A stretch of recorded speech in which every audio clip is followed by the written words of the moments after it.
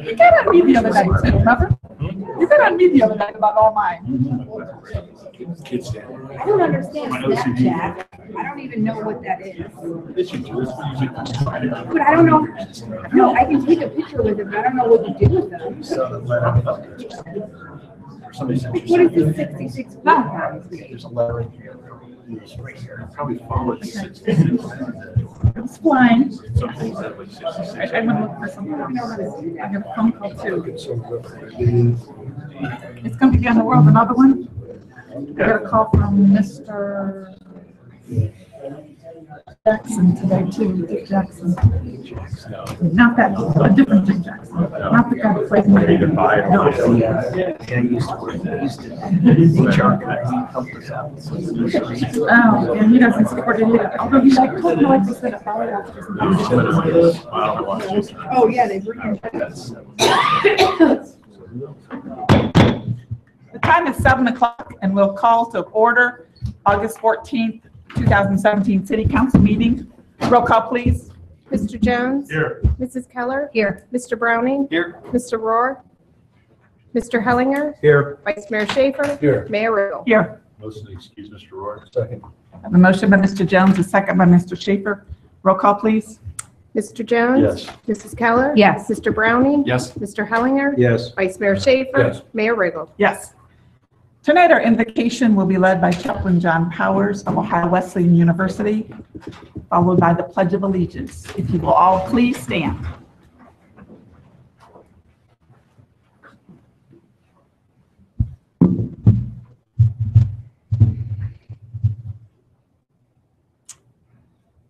Into this world, so whirled about by war and hateful violence fed by foolish fear,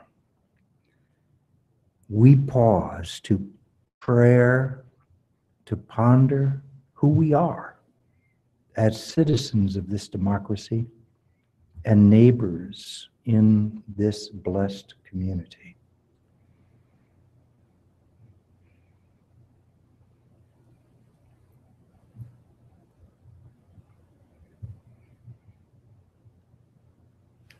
In humble prayer, we share these ancient words of sacred thought from China's Saint Lao Tzu. If there is to be peace in the world, there must be peace in the nations. If there is to be peace in the nations, there must be peace in the cities. If there is to be peace in the cities, there must be peace between neighbors. If there is to be peace between neighbors, there must be peace in the home. If there is to be peace in the home, there must be peace in the heart. O God of every face and every faith, we thank you for the leaders in this room who understand and live this sacred call. Shalom, salam, namaste, shanti, amen.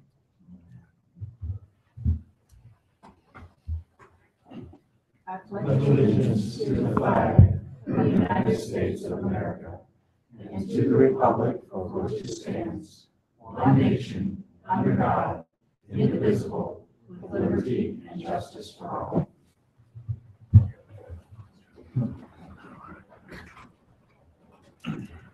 Thank you very much, Chaplain Powers. Elaine, item 4 on the agenda. Approval of the motion summary of the regular meeting of council held on July 24th, 2017 as recorded and transcribed. What is the wish of council? Motion for approval. I have a motion by Mrs. Keller, a second by Mr. Jones. Any further discussion? Roll call, please. Mr. Jones? Yes. Mrs. Keller? Yes. Mr. Browning? Yes. Mr. Hellinger? Yes. Vice Mayor Schaefer? Yes. Mayor Riggle? Yes, motion carries. Item 5 is the consent agenda. Elaine, will you please read this into the record? Item A, acceptance of the motion summary for the Shade Tree Commission meeting held June 27, 2017. Item B, acceptance of the motion summary for the Historic Preservation Commission meeting held June 28, 2017.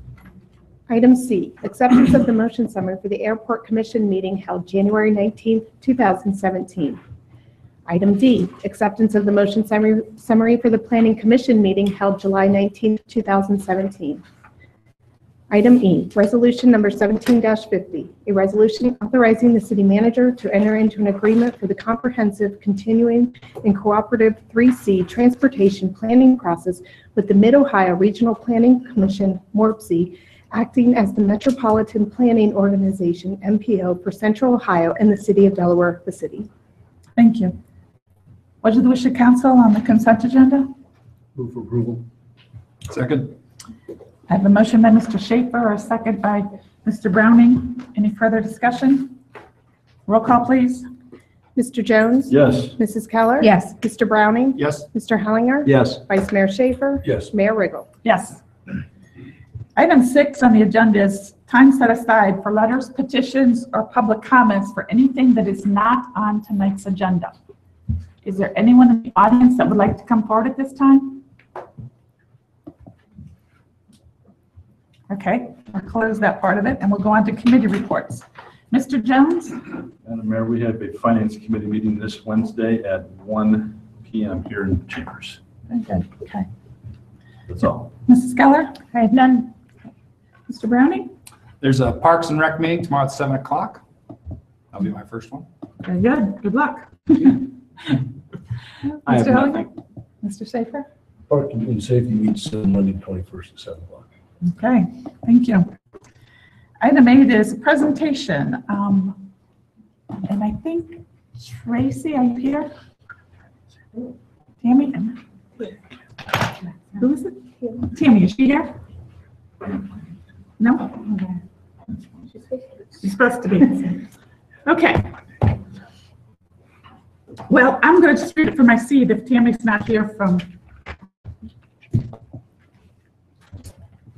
Whereas the City of Delaware has a responsibility to recognize occasions of outstanding significance. Whereas kindness is part of human compassion, which bridges the divides of race, religion, politics, and gender.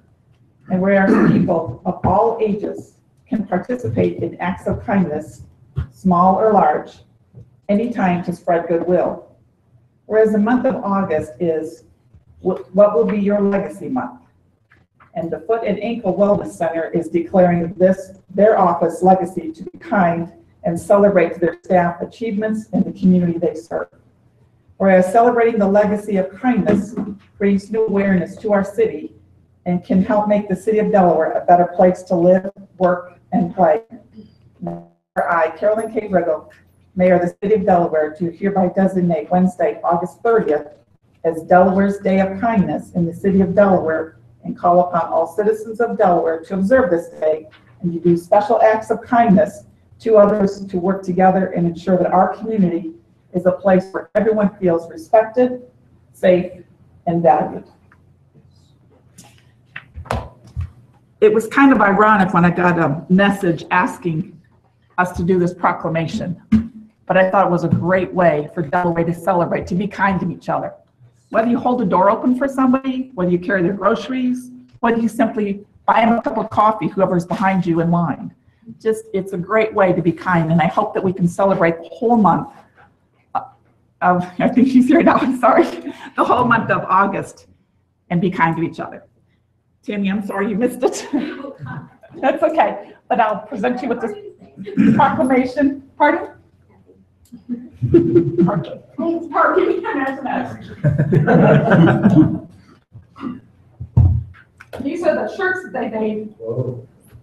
And we have wristbands too. And I believe on August 30th, you're asking all of Delaware to come out to the office there, which is at the corner of Huff Road and William Street there. What time is it? 5 to 7. Yes. Free food, music, we get to tour the office, and then we're going to give everyone t-shirts, and we're going to do a people heart formation and then take a little photo. It's going to be really awesome. So please tell everyone to come.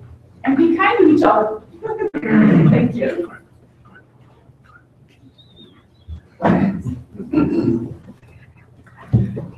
And for the second part of presentations, we have a presentation by Bill Holtree he's a Berkshire Township trustee, and I understand you're missing our meeting so that you can inform us. Yes, that is true. Thank you for being here. Hello, everyone. It's only been 2 years. Time flies when you're having fun. The first time we were here 2 years ago, we introduced our first JED. And Delaware City and Berkshire Township joined us in our first venture, which was the Tanger Simon Mall. And there's the map that we'll be talking about. Before you go forward, will you explain what the JED is to all of our audience? Okay, I'm sorry. That's okay. It's the Joint Economic Development District, which is, let me see, it's the purple area up there that you see. And the bottom bar, there's a white line in the center. And to the left of that is our only active income area of the purple, and that's the Simon Tanger Mall. And for the first active year, they have surpassed their expectations, which everybody said that probably wouldn't happen. And frankly, I went shopping last Saturday and was turned away because there was no parking. That was the free tax weekend, of course, but they were parked like it was the opening day. So I had to come back Sunday to unload my wallet, so it's going real well. I've spoken to Simon & Tanger off and on since the opening. They're very happy. And originally, in the original, teased us with the opportunity of having an extra 50 to 60,000 square feet sometime down the road within 3 to 5 years if there was success. They haven't acknowledged an affirmative move forward because they want to watch what happens in the next year or two. But so far, they're elated with what's going on. It's been a great experience for us. Even all the people that were the naysayers in our township who didn't want the mall in rural Berkshire Township, they shop there now too. So it's a good experience. I'm here tonight. That original JED, by the way, was 215 acres. I'm here tonight because we made an agreement, a verbal agreement back then, that we would want to work with Delaware City, hopefully, on giving you the first option on any other future JEDs. And we were serious then and we're serious now. This particular proposal to you is for the pink area up there. It's a little bit more difficult to see. It's directly north of the purple. That's 574 acres. So it's more than twice the size of the current JED. The developers there are two major developers that have control of that, Joe Simonella and Nationwide Insurance, or no, I'm sorry, Nationwide Realty, better known as Nationwide Insurance, one of the conglomerates. And then there's two property owners that are working with Joe Simonello, the Igos and a fellow by the name of Godshaw, who owns property south of Route 3637 there in the pink, just directly north of the purple. And they've all agreed in context right now to be part of the JED 2. Now, what we're proposing with the 574 acres, this was our first JED. I think it was your first JED.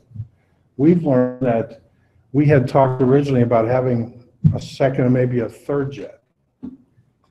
What we're trying to write into the verbiage with our attorneys is as things progress and others want to join in, they have the option of joining the new JED 2. So every time we pick up two more vendors or two more property owners, we can add a third in addition to the 574 acres. How much is that going to be in addition? Probably maybe 50 to 75 acres altogether, I would say, at this particular point. And that has no bearing on, it would include A lot of the red area there, west of 3637 that you see there, which are current businesses, and they know that if they want to enjoy the fruits of JED funding and a TIF, we have a TIF in place. We also have a PMUD that's going to be voted on here shortly. A PMUD in our township is almost like a cloud, for example, that predetermines the zoning for any zoning changes. So if somebody comes in and wants to develop, the zoning densities have already been changed for the entire area. And tomorrow we meet with 2 of the 3 property owners now in regards to the PMUD. Now, we've been negotiating with them all along. So when the JED is approved and the PMUD goes with it, it's kind of combined with that.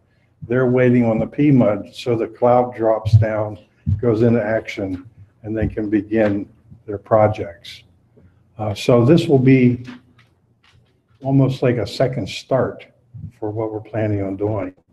Are there any questions so far about what we're doing right now? The only thing that I think that we learned from the first JED, from our point of view, is whenever the negotiations are done with any NCAs or things like that, we would just like to be involved in a discussion with Delaware City as a team. We weren't involved in that. We were all learning. We weren't involved in that first time around. We felt that our input could have been valuable during that time.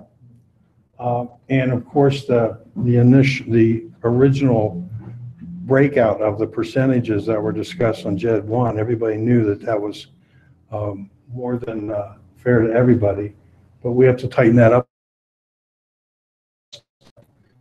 We've come to, we did our homework and we found what we felt was, as we did our homework with all the other JEDs in the area, what we're proposing to you is to take the maximum that we had seen from any of the other JEDs and make an agreement with you instead of somebody else, instead of another municipality.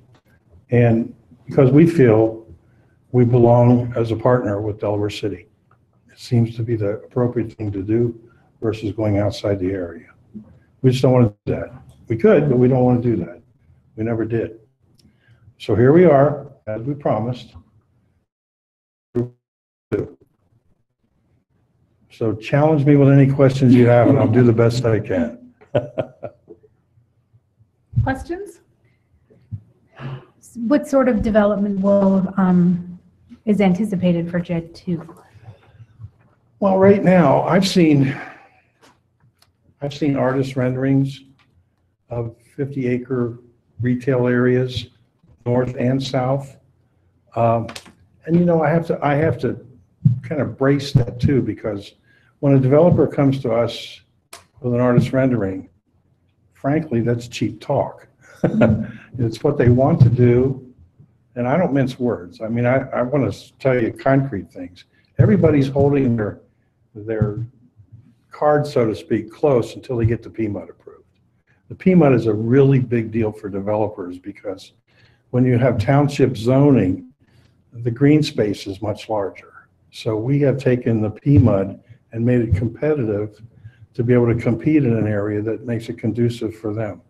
We've convinced them that we'll give them the density that they want in the area, but they might have to provide some green space in another part of the township. They love that idea.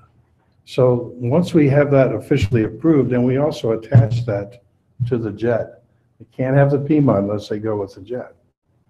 So that's our protection to you and to us, that we're not going to pass a PMUD and have somebody say, well, we're not interested in JED. Because we want to be fair to you and to our township, to be sure that that's also involved. The TIF is the same area that we're going to pass a second TIF here shortly, and that's what all townships do for funding. The TIF will be slightly larger than the current JED 2 because we're including the future expansion of where the JED might grow into. And that's about the only way I can explain that, because that includes current retailers that are there. If you move their property, then the increased value is where the TIF monies are generated. They also have been told that when we pass the TIF, and that's going to happen probably in the next 2 to 3, probably 2 meetings from now, we're going to pass the TIF.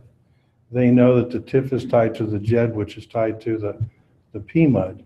So whenever they decide they want to take advantage of those funds, they have to jump on board too. So that's the expansion of the JED too. So this is a win-win all the way around. We're trying to stop trying to have a third batch of JED. We want to be this all-inclusive. When you start tying up meetings and attorneys and trying to have meetings and discuss all the paraphernalia and the details, it gets old after the second one. So we really don't want to have a third one. We'd rather have it all right out in front with you. And these monies will still be earmarked for the area between 36, 37 out there, help improvements That's a on that. requirement.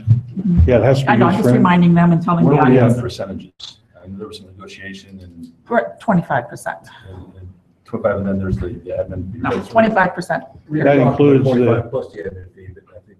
Okay, I'm with you. yeah, right. And just, 25. somebody might have to write something for this. I hear 25%. Is that okay if it's 4 admin fee, 21%?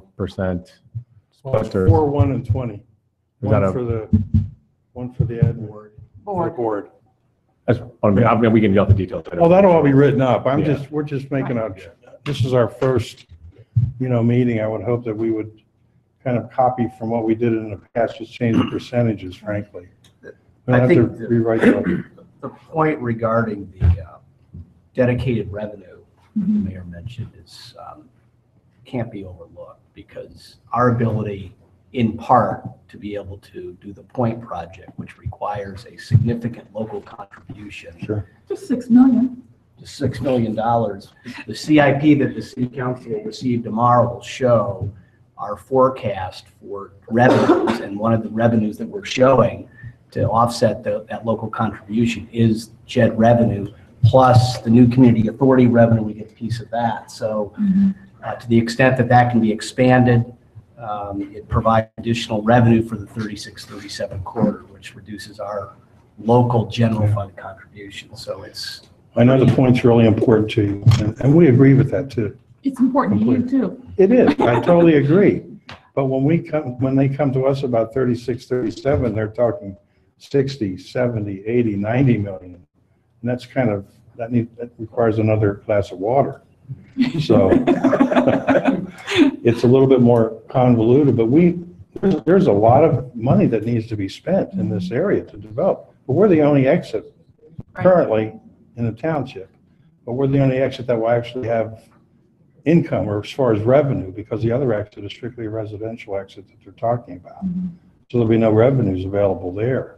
And we have to do it right. And we want to bring retail, we want to bring offices and things like that. So to continue answering your question, there were 2 50-acre artist renderings shown to us. We know that there's several hotels seriously looking, and we're trying to hold a property there for a major, I can't divulge this. I promised. You're among friends. No one's Yeah, I know, you won't tell anybody, Just right? link in Morse code. But there's got to be someplace down the road, there has to be some type of a health venue over in that part of the county. There just has to be. It's that simple. So are we talking? Are we communicating? Yes, we are. And that would be a major win. There's also office structures too. I mean, I don't know if you're aware how large Nationwide is, but it's just more than Nationwide Realty and Nationwide Insurance. They have hundreds of businesses under that conglomerate. And it's time for them to step up and deliver a regional function there too. So those things are all under discussion at this particular point. So I don't have any bad news for you. I wish I had something that was controversial you could challenge me on, but it's been a good experience so far, I think, for all of us. At first, when we first opened up the mall, that had to be an administrative nightmare. I'm sure it was. But we got through it. And I've also been told that that's not the norm You don't open up malls all the time when you're 20 kids. So now the properties that open up will come more singularly than 100 at a pop. So it'll be a lot easier to manage. Any other questions? I'm ready for you to vote. We would like to do it expeditiously though, because we want, in the next month or 45 days, we'd like to pass the JED, TIF, and FEMA all at the same time. Well, we'll put it at the next agenda. We want That's to- okay. Tuesday or Wednesday, yeah. Do you want something, Tom, like just sort of a, hey, it's okay to move forward, or do you want to do that the next? You know, That's what I was asking a you. motion would be appropriate, but I don't see any, major objections. I think the next course of action would be to present something to the city council in 2 weeks. And while we have you, do you have, I know Steve Grassbaugh, who worked with us before retired, and I know you have new folks you're worried. Do you want to come up with the draft to have me review, or do you want us to use what we had last time? And we have the same law firm. Steve retired, as you know. Yeah. We have the same law firm, and Chris Conley will, he'll get in touch with you. You guys can work that out. Okay. You power guys with all the attorney hats on. You can go to take more care of meetings. all I the like it. verbiage, okay? Okay, I will make a motion for city staff to move forward towards this JED agreement.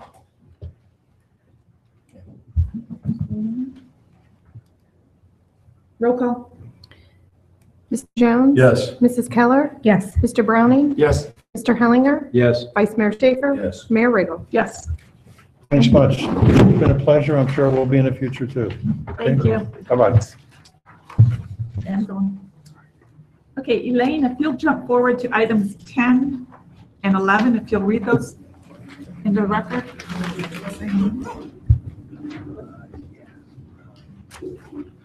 Numbers 12, too. Yeah, go ahead and read 12. I just know we have a 720. Ordinance number 17-54, an ordinance for Trade Plus Communities for approval of a rezoning amendment from B3 Community Business District to B3 PMU, Community Business District with a planned mixed-use overlay district for Burr Oak Commons containing 92 apartment units on approximately 20.06 acres, located on the north side of State Route 37, just west of Westfield Shopping Center and just east of Lantern Chase subdivision. Ordinance number 17-55, an ordinance for Trade Plus Communities for approval of a conditional use permit allowing the placement of a PMU planned mixed-use overlay district for Burr Oak Commons containing 92 apartment units on approximately 20.06 acres located on the north side of State Route 37, just west of Westfield Shopping Center and just east of Lantern Chase subdivision. And ordinance number 17-56, an ordinance for Trade Plus Communities for approval of a preliminary development plan for Burr Oak Commons containing 92 apartment units on approximately 20.06 acres, Zone B3 PMU, Community Business District with a planned mixed-use overlay district and located on the north side of State Route 37, just west of Westfield Shopping Center and just east of Lantern Chase subdivision. Thank you. Ms. Buckland? Madam Mayor, members of council, let me start the staff presentation this evening with thanking Jane Arthur. She's here this evening, and I'm sure we'll have some remarks for you during her time, but her whole team is kind of here in the, not the front row, but the second, what passes for the front row, since no one sits in the front row. But Jane and her team have been excellent to work with. And have gone out of their way to try to address just as many comments and concerns as is possible and practical with this development. So appreciate your effort, Jane, and the entire team. So the location of this property, approximately 20 acres, is just west of Westfield Hill Shopping Center, just north of State Route 37 or Central Avenue, and just east of the Lantern Chase subdivision. It is zoned a community commercial business district. It has been since really the shopping center went in. And of course, business uses could be brought forward today on that property. Since I've been here in the last 12 years, there's been at least 3 different proposals brought forward on this. Some of them just concept, and I think the latest one was removed by the applicant between Planning Commission and Council. So this is the farthest one that's made it to date since I've been here. The comprehensive plan map shows virtually all of this area as mixed use. A small sliver of it, as you can see, the same as the shopping center in commercial development. And again, this is in our comprehensive plan and suggestive of the future land uses that the community desired on this site. Aerial photograph, should we need to reference it, obviously it's vacant ground now. What it doesn't show you is that the front part of this property has some topography and quite a number of trees. The back part of the property is fairly flat and doesn't have as many trees except for along the east side, which has a stream and some trees as well. You'll notice on your site plan that this will be preserved. So let's jump right into it. The proposed site plan and the proposal here is for 92 dwelling units in a commons building. This mixes the uses sufficiently for us to bring forward to you a planned mixed-use overlay, a very specific zoning. Hopefully you had a chance to review the text. It really gives us as a city the most control on this development, but also allows some consideration for the applicant as well. It's not the easiest, just geographically, piece of ground to try to deal with here. You'll notice a connection to the Westfield Hills Shopping Center. Let's see if I can get the, there we go, right here, through a pre-existing easement between the shopping center and this property, as well as a connection to 37. Other than that, the development is essentially self-contained, except for some items that we'll talk about later with potential emergency-only access.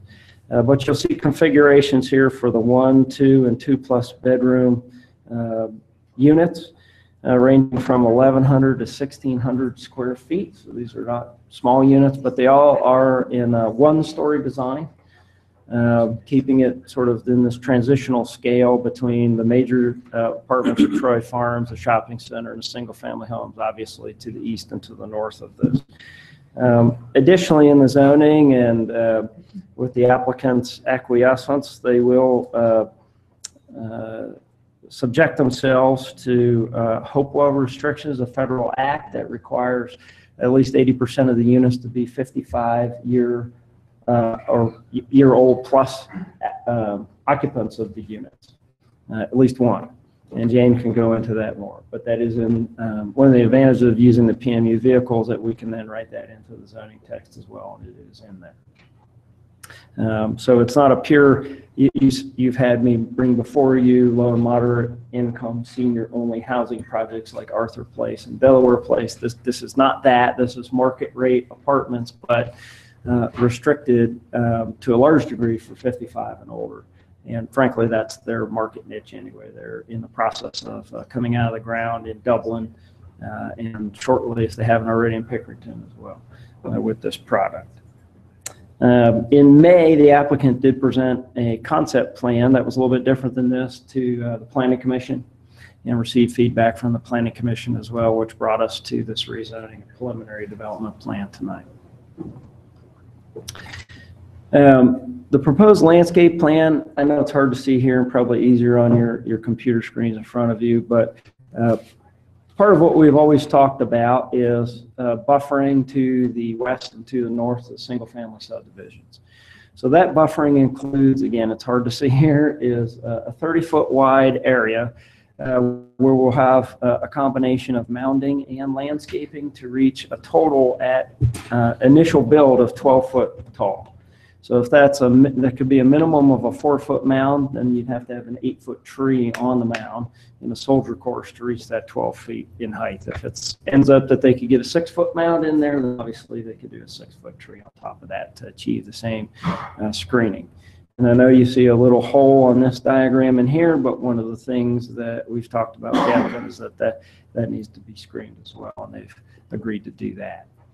Other than that, you're seeing street trees and some of the open space trees on this diagram as well. while we're here and talking about landscaping and trees, one of the things that we would do should they achieve approval tonight is move forward with a final development plan and really take a final account of trees. We have a good, complete count of the trees, all the trees on the site. It's just a matter of working through the details of the plan to see which areas, for instance, here and along the stream corridor, that could be put into permanent tree preservation. This is in accordance with the other PMU districts that you've passed, exactly to give some credit for permanent preservation of those trees, in addition to a lot of new trees that are going to be planted. I'm just going to show you and run through some of the renderings. Perhaps they show a little better on a 90-inch screen than even here. But this gives you sort of the streetscape scene with the sidewalk, the single story, Delaware limestone. And these are all universally designed units. And Jane can talk a little bit more about that and more intelligently than I. But universal design is essentially a term that would allow things like zero-step entries, roll-in showers, wider doors, lever handles, that sort of thing for an aging clientele, an aging population. Frankly, I think you're going to see more and more of this in just regular construction as well. But obviously, this is specific and speaks to that age restriction in the clientele in their business model. Again, I'll just run through these. Get a sense of unit types, how they look and how they will fit. These technically aren't required at this stage of the development plan, but the applicant has decided to provide them as well, and they will become part of the zoning. This would be the commons building. So again, the streetscape rendering and the site plan. The one other note I wanted to make for you and then let you ask questions and we can continue on with the hearing is that we are working through with the applicant about, I think we're up to 6 different proposed ways of addressing a secondary means of egress and ingress for emergency services. They do have 2 ways in and out of the site here. There's a small pinch point right in this location where you only have 1 access drive. And so the question is, how do you get back here in the event of, probably not very likely, but the event that something occurs on that section of the access drive. Again, this is a pre-existing site that's completely surrounded by other developments, none of whom accounted for access to this site. And so we're trying to work through with the applicant how this may happen. But there are 5 or 6 viable ways to get around this pinch point, and again, for emergency access only, and allow those vehicles in and out. If this achieves approval by you tonight, we'd obviously make sure that we work with the applicant to bring forward an acceptable way, at least from staff, from their perspective, how we would address that. The other thing we've been talking about with them is a potential sidewalk connection to the north here. That's complicated by a number of things. One, it would essentially be in a detention basin that exists today, which is not ideal, to say the least, of where you would put a sidewalk. Number 2, the homeowner here, I've talked to him directly. Very nice man, very thoughtful and reasonable person. Obviously, didn't buy his house with anticipation of a sidewalk right next to it, and it doesn't desire that necessarily. But I think that's something that we can continue to work through with the applicant. And I think the third complicating piece here is that that's not their land, that's controlled by the HOA for Lantern Chase. So we'd have to have some more conversations with them to make that connection as well. Other than that, I'm going to stop at that point and let Jane, the applicant, come up in the hearing to address. The mayor looks like she has a question. I do. I have a question. When this was first shown to us, I thought we said a second emergency exit would be out that back where you're now showing the sidewalk. Yeah. Because I'm really concerned about that. Only way you can get in there is that front entrance. Yeah. And I know that's their little parking lot, but if there's, I don't like this. I think we need another entrance. And Mayor, that's why I referenced that there are other ways. For instance, then show me the other way through here, connecting the parking lot. But it's all up front. And through the apartment complex. Well, working with the fire chief, and I think John was here. He just stepped out for the call. Working with the fire chief, this is really his primary concern. Right. Is that any of those ways would really achieve the point of getting around that pinch point. With the limited number of units here on this site, particularly what could be here, we feel, engineering feels, and the chief feels, we talk about a pinch point and emergency access chief, so you may want to address this too, that any one of those could be viable options. They all have different neighbors or somebody else you have to talk to. There are a couple of ways to do it where it really is just on the applicant's property, which seems to make the most sense to, I think, a lot of us. The neighbor here in particular doesn't want an access drive up here, even if emergency. Again, it's through a detention basin, which could be tough to engineer, if not impossible to engineer, keep the basin in place as well. So that's the best answer I can give you. I think any of those options, Mayor, can address the need to get 2 full ways in and out and around this pinch point. John, I don't know if you want to address that as well. The top right-hand corner there, can that go into that parking lot? Top Top right-hand corner, right up there. here? Yeah, one of the ways Go we're up talking. further, up to the very, very top. Well, this is a detention basin. So one of the ways we're talking about is between these units right here, which would clearly get around a pinch point and get you into this. It's really a gridiron set of streets. So once you're here, if anything happens on one particular street, you can get around. Another option is to really connect in through the parking lot here. Another option is, and Jane can speak to this, is because she's had some initial conversations with Troy Farms, is to, potentially come in the backside here. Okay. Again, Troy Farms is owned now by a very large multifamily landowning company, so I think they've never even had to look up where Troy Farms was when she was talking to them, that sort of thing, so it gets complicated. Okay. But Chief, did you have any comments? No, of course, get called out on a phone call when the prime discussion's going on. No, we've been working, my staff has been working with Dave and his staff as well as other departments trying to address this. We certainly, the developer has done a lot to really focus on the movement throughout there. But unfortunately, because the way the property is laid out, it really creates a pinch point. And while by the letter of our code through the state fire code, we do have 2 access points. If you look at those 2 access points in your maneuverability, where the multifamily house is all funneled through a small section. So while I say the code, it has the 2 sections, it really is isolated from where multifamily is. And that's where we want to come up, and I don't want to, and I really can't, from a fire chief and code standpoint, dictate what option. We need really the developer to come up with the solution to the problem to accomplish that. And that's where we've given, and they've really researched several options. And I think that's where we're at this point in time. I think the key from zoning and preliminary plan is that all 5 or 6, if we're up to 6 options now, are viable options. We just have to work through the, obviously, if you don't approve this, there's no point in working through the details of those. But one of them would have to be selected that obviously meets with your final approval for final development plan. So you have another bite at the apple as a council. We do as staff as well.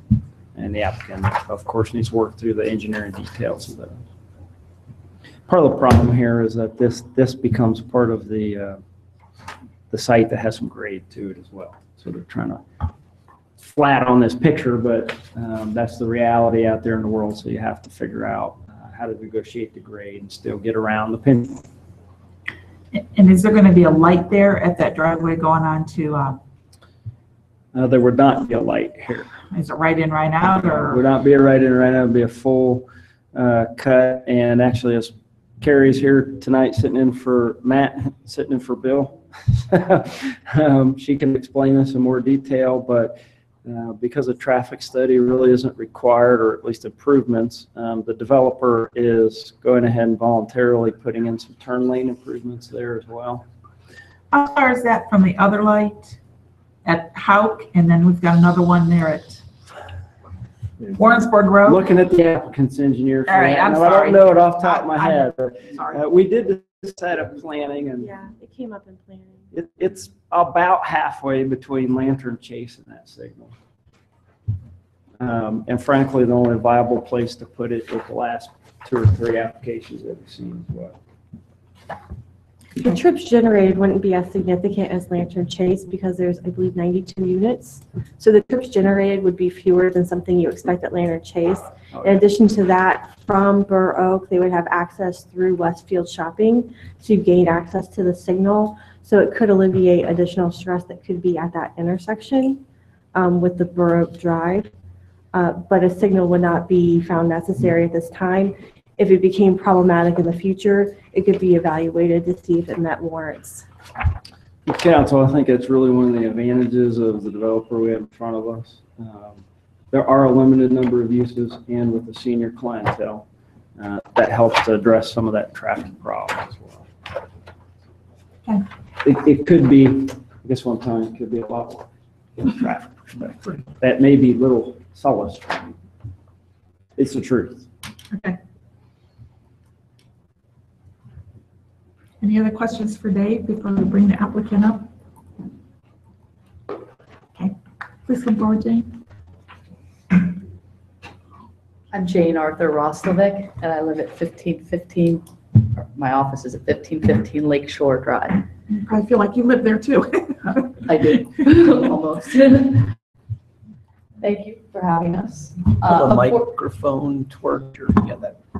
Unfortunately, not the whole team is here. I am partners with my brother and sister, and we're all, Ann Arthur Cook and Jeff Arthur.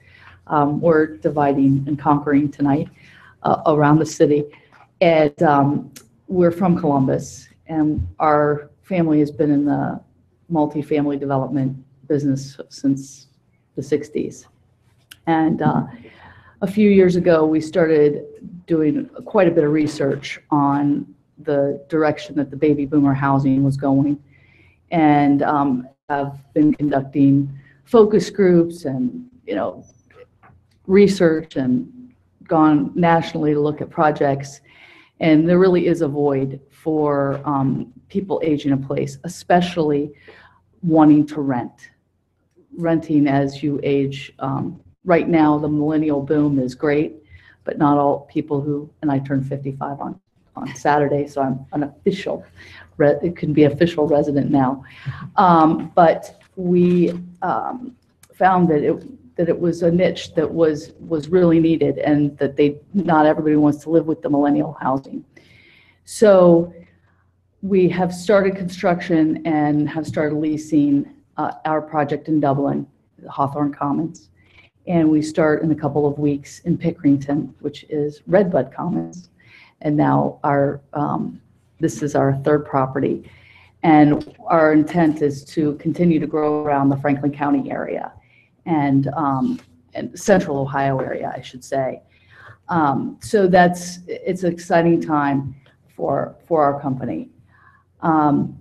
We have found that the best way to develop is working in the communities like Delaware. There is a definite need to keep your residents who are longtime residents of Delaware, Pickerington, Dublin, and they want to stay, but they want to downsize. And they very much want to go to an area, like I said, with their age group, also concerned about aging in place and they still have a lot of stuff. And so when David made reference to the size of our units are on the larger side because they are downsizing from typically something larger than that. So they are all 1 story, and David referenced the UD, Universal Design. All of our properties are Universal Design, which is the no-step entries, no steps throughout the unit. Wide hallways, lever handles, a lot of task lighting. As you can see in the renderings, there's quite a bit of window. That's what's important for our client. And we are very much geared towards the mentality of aging in place. They want to move, and they want to stay. In some instances, we will get people who are building possibly, you know, an EPCON or something, and might do a short-term lease, but pretty much what we're seeing right now from the residents that we have, we're seeing that they want to stay. We do provide a lot of amenities geared towards the aging in place. We have a community center, and in this site and in Pickerington, we haven't, because as David referenced, the topography where our commons is we haven't figured it all out yet, but our intent is hopefully to have a community garden. We don't have swimming pools because we found from our focus groups and the people running that they don't want pools, but they did like the idea of having a community garden, something that was interactive. And then we have quite a bit of programming that's run not just by our event coordinator, but by the residents who live there, who want to make plans. And it's very much a fitness center is in the commons, a business office for some people who are still, you know, working and want to have an area to go. There's a multi-purpose room, and then there's a social room that they can rent, or they'll most likely be holding their own events there as well.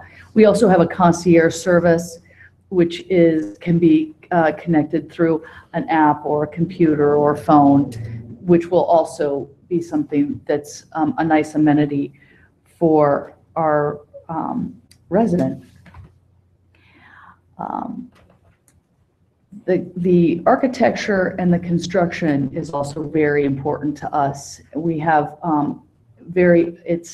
it's a look that we wanted to set apart from everybody, but at the same time keep that feel of the Midwest regional area. And so I think that we've achieved that as well. And we are very, very hands-on in our management. Again, that is a component to our amenities. And we always have one on-site property manager.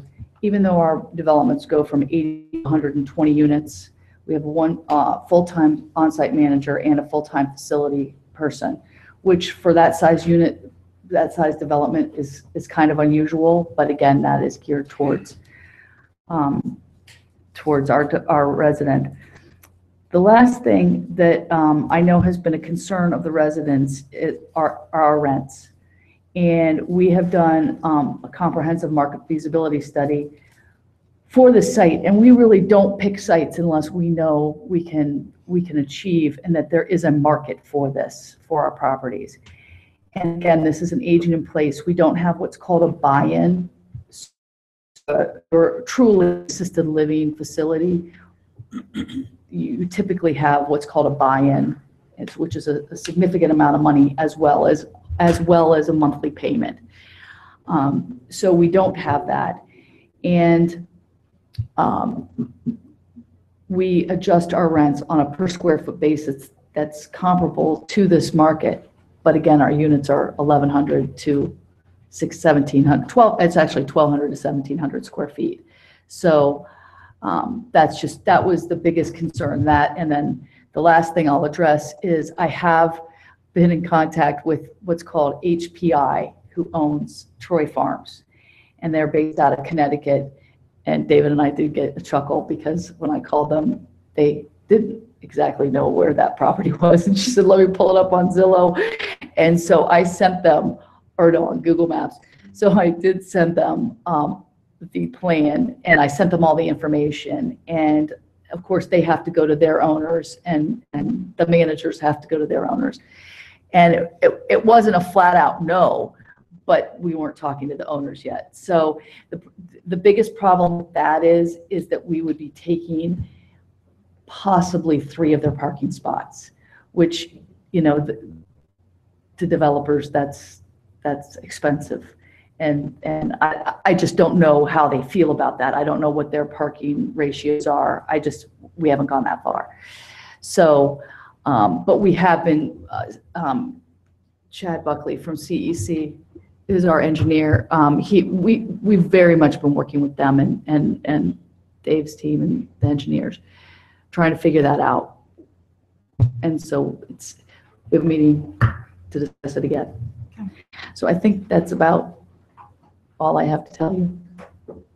Questions for the applicant?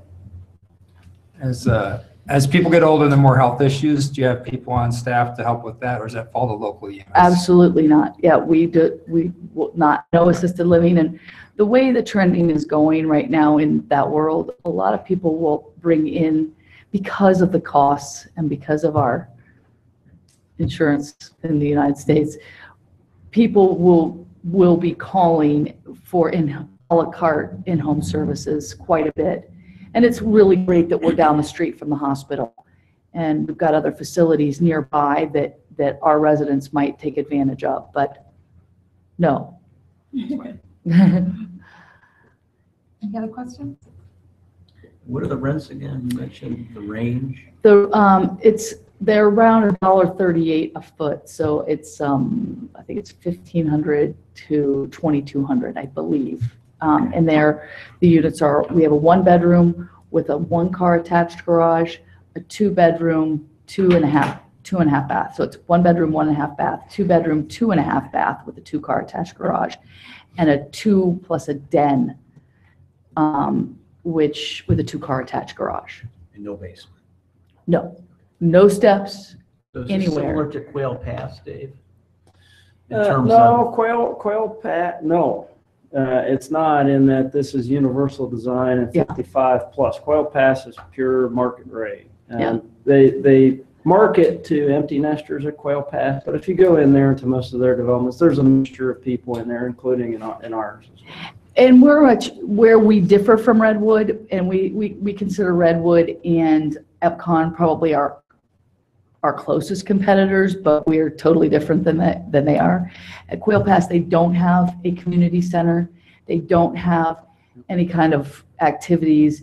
We are very much intended to be a community. This is a place for people who are all of the same age. We are allowed to discriminate, and they want to be together. And so I would say that that's where we really differ. And I would say that our units are significantly more of an upgrade to Redwoods. It's great products, great company, but it's just, we do serve a different market. Okay. Any other questions? Dave, just to clarify real quickly, the bike path, I know there's an obligation on the developer's part to, we have had in the works, and I know Councilman Jones has started asking you about this years ago, a bike path that would connect from Westfield down to to Crowder's Landing. Right, so this, because we're in development of that bike path right now as just the city, and this is in development as a private development, obviously before you. The idea would be, assuming that this achieves approval and moves forward to final development plan, they would build their section of the bike path. We would build the rest of it and get a full connection of the bike path. If they don't move forward for some reason, then I think our project can accommodate building this piece as well. That would be their obligation as a developer at this point. Okay. Thank you very much. Thank We'll you. open this up to the public. Thank you. Did anyone else from your staff want to speak before I do that? No? Okay. All righty. Yes, sir. If you will come, you have to come forward to the microphone and give us your name and address for the record.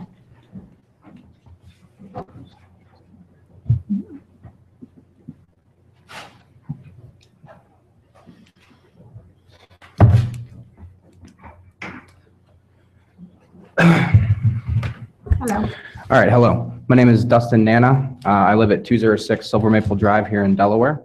I just had a couple questions about this because initially when I read the Delaware Gazette article about it, I was very much in favor of it. But I do have a couple of questions / concerns. My first question is about the rent. Did I hear you correctly that you said it's $1.3 per square foot per month? Okay, so my initial calculation I did real quick over there was $1.30 per square foot for 1,100 square foot is $14.30 a month. That does seem kind of high. I know there's a lot of amenities here. I mean, I guess my concern would be, would we be able to fill it with 92 units paying that much? I don't know. I do like the idea of people aging in the community. I think that's something that we need to push for. We don't want people to get old and feel like I don't belong in the city anymore, and then we, move to the country and age in place in the country, or age out of place in the country rather. So I guess maybe one concern I would bring forth is that it's kind of expensive. And then I have a question probably for you. Is that a pond I see to replace those trees there along 37 it would be? Yeah, every development has to have stormwater management. So retention pond? This is where the detention pond is proposed to be. Obviously, we're at a preliminary. No, I mean, actually. So they would still have to go through final engineering to determine exactly the size and shape. But the idea would be, if this is the topography of the site, that it makes the most sense for it to be here, leaving this area of the site for tree preservation. Sure, yeah. No, I actually like that idea. I think it would be beautiful with a pond there. My question / concern, it would be for current property owners.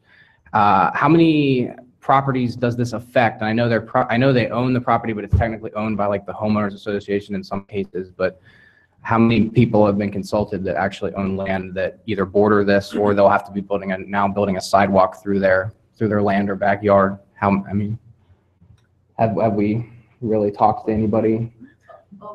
Like property owners? Met with many, Okay. several of them. Do you- The one, Matthew Marquis, who lives on the walking path, I've met with a couple times. Well, Communication. part of the zone change process requires ads in the paper, notification within 150 feet of the subject property, as well as a site sign, which has occurred for this hearing and the planning commission hearing, to try to get Excellent. as Yeah. broad a notification as possible, if that answers your question. Yeah, that does answer my question. Okay, that's it. Yeah, no, other than that, I'm all on board. I think, the seniors, especially being able to practically walk to the grocery store right there would be a great thing. So I like it. Thank you. Is there anyone else in the audience that would, yes, sir?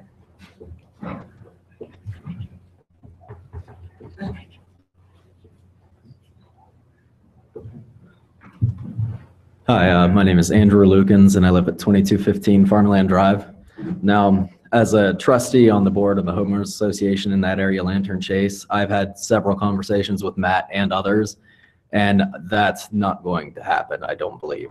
The access or I've not been able to come to any form of a consensus of a yes. No one believes it's going to do anything except for lower the property values. And unfortunately, it has a cascading effect where it affects one home, it affects all the way down the street. Lower property values are a very vast issue to a lot of the people there. They're also worried about how that property line and that barrier, the actual barrier wall, how it's going to sit, because in our homeowners agreement, we are only allowed a 4-foot fence unless we have to abide by city code, which if you have a pole, you are allowed the 6-foot fence. And from the Farmland Drive, which my home is on and is minimally affected by this, but it's still affected, I worry about my property values. As you can follow it down to the corner, the absolute corner of where it meets the development on farmland is my own home. And they worry about the closeness of the barrier to their fence. And our fences are 4 feet, and this sits, and our homes sit about 5 feet up. So we're going to have full view of all the homes. This barrier is going to do, minimal for us. While the other homes, yes, it will actually. What else? I tried to get as many as I could to give input of their concerns, their full concerns. And another concern was when construction begins, and this was something that was addressed in the earlier meeting on this, were damages from the wildlife in the area. I spoke to 2 experts on this, both doctors of veterinary medicine, one of them a board-certified behaviorist. The animals that you're likely to see in this area are very territorial and will attempt to stay as long as they can, and could cause vast damages to the homes in the area, which are more concerns that we would like to speak with this company about. We would like to create a necessary minimum distance for the barrier, not just the homes, if we could work with them. What a lot of them wanted me to ask was for this vote to be postponed so that we could work with them as a homeowners association with the development and addressing our concerns before this is pushed any further. Thank you. Someone else like to come forward at this time? All right. Dave, just to clarify, the mounding, you said 30 feet wide? Those are the homes. I'm sorry. From the property line. The buffer distance on the west and the north is 30 feet wide, and then requires a minimum at planting of 12 foot high. And that's a minimum, that can be a minimum of mound height and trees. The mound can't be less than 4 feet, so, and the tree can't be less than 6 feet.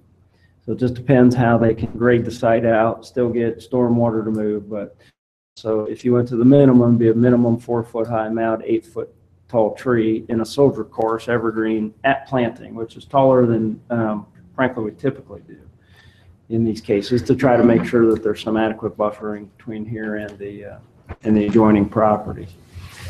Part of the issue is that in trying to get that a little bit wider and still get the streets in and everything, it really does get too tight. Part of the problem is the ditch, and I can't get this up here, but the stream on the east side of the property, which you have to sit away from due to the Olentangy permit process. That requires a certain distance, and they are at the minimum there as well. So Jane may be able, and her team may be able to speak to that more additionally. It's only so much mound you can get in 30 feet, together with soldier course of evergreen tree. Madam Mayor? Yes. May I ask a question of our planning representative from council? Were there any concerns brought up by any members of the planning commission regarding this? No, I mean, we had a lot of public discussion, and a lot of things that we're hearing here tonight were kind of the same thing, but we unanimously recommended it. There were no overbearing concerns outside of obviously the mounding and having that second access point. Again, we're talking about a preliminary design here. Yeah. So that's what the final and all this has to come back. Yes. I'm sure it gives the developer plenty of time to talk to the residents further as well. Yeah, I think to the gentleman's point, council, about the access to the north there, that would probably be hearing the public and looking at the site, the least desirable from their perspective. I heard what you said as well, Madam Mayor, before, but that was been part of what we've been studying as staff with the neighbors and with the developer as well. Option, but it's probably the least desirable of the 4, 5, or 6 of them that we're looking at now for the reasons that you've heard. Mm-hmm. Well, I would encourage the gentleman from HOA and Jane to exchange information here before you guys leave, just that way you guys can meet further to go further in the process. And just, we have had 3 meetings with the HOA, and I've gone out and talked to some of the neighbors, so I will make sure that we follow up with that. There's also some very good resources out there with regards to wildlife locally and to address your concerns. Some very responsible companies out there can assist, I think, in evaluating that impact alluded to.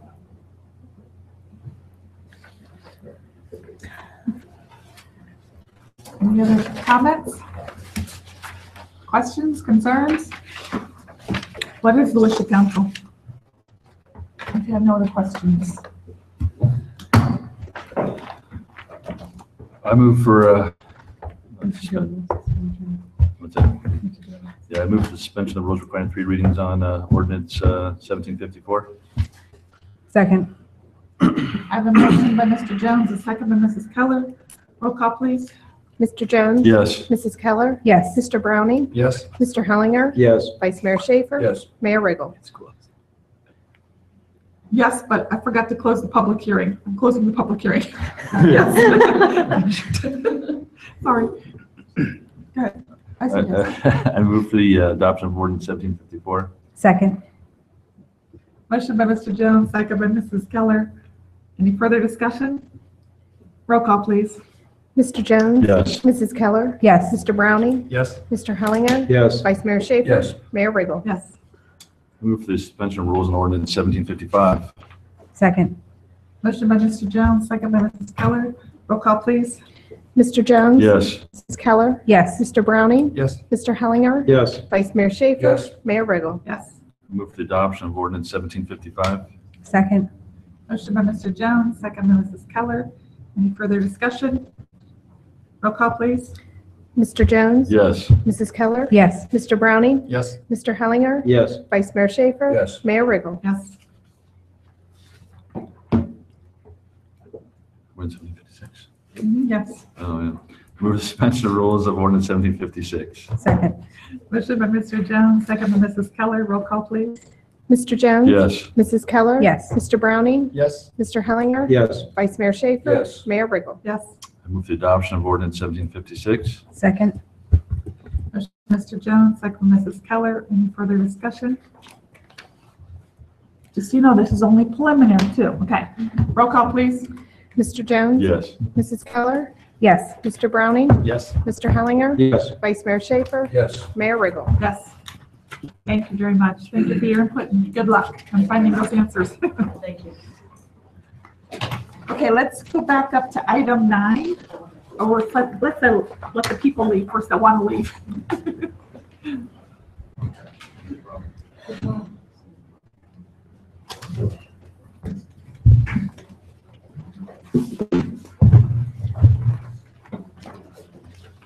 Okay, if you'll read item 9 into the record.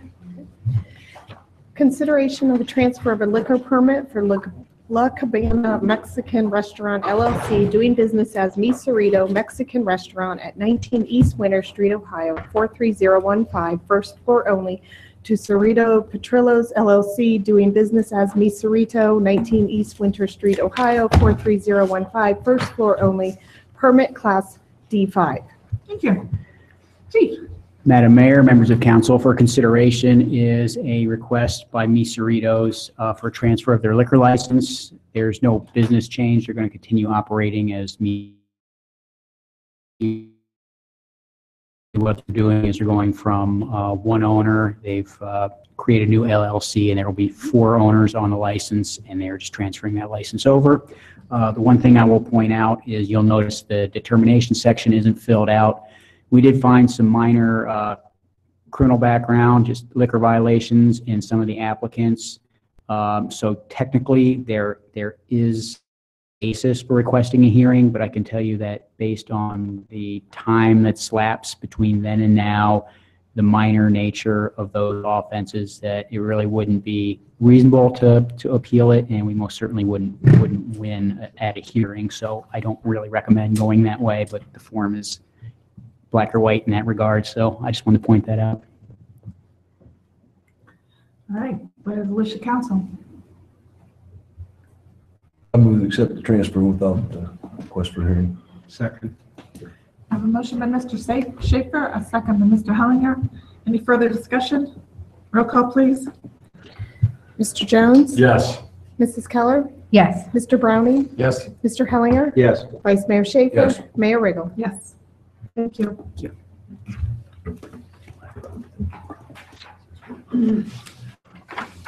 Oh.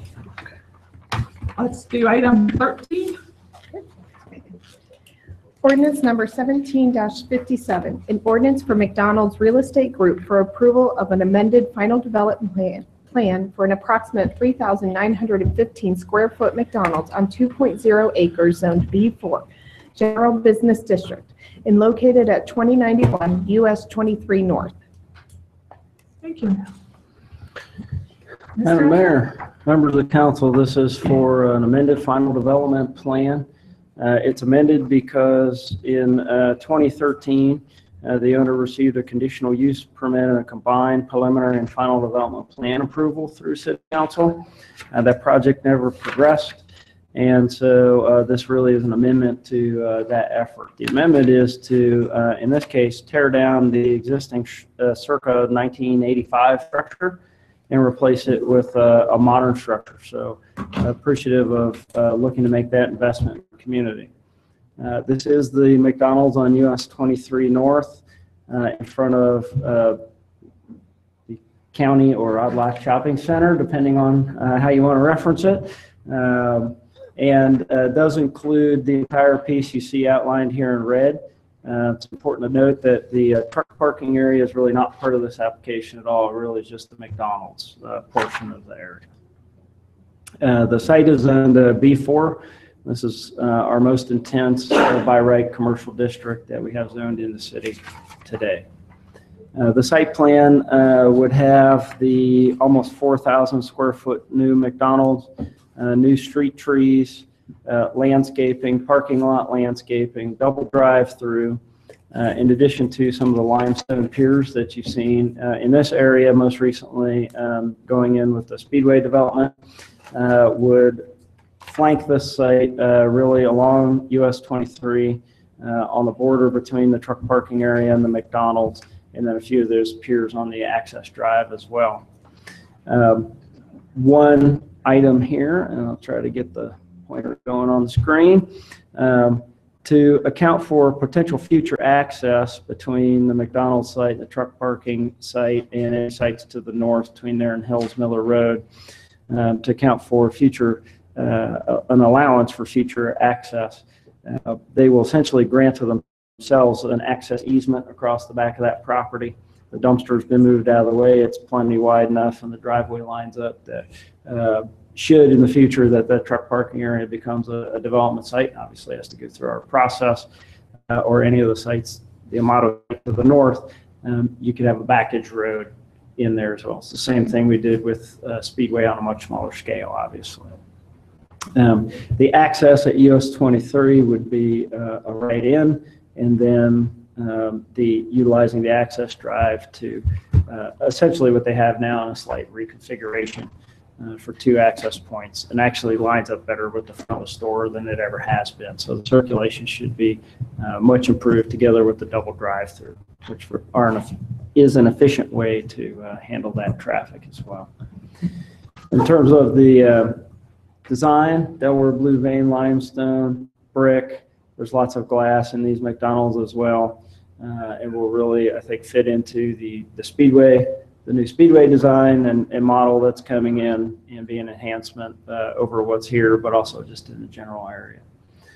Your Planning Commission did recommend unanimous approval, as do we. The applicant is here this evening as an amended, I'm going to assume non-controversial development plan with some economic development implications. We would seek passage this evening. Applicants aware you may want to take another reading for whatever reason. Happy to answer any questions that you might have. I have a couple. How far back, in reference to the building now, will the new one sit?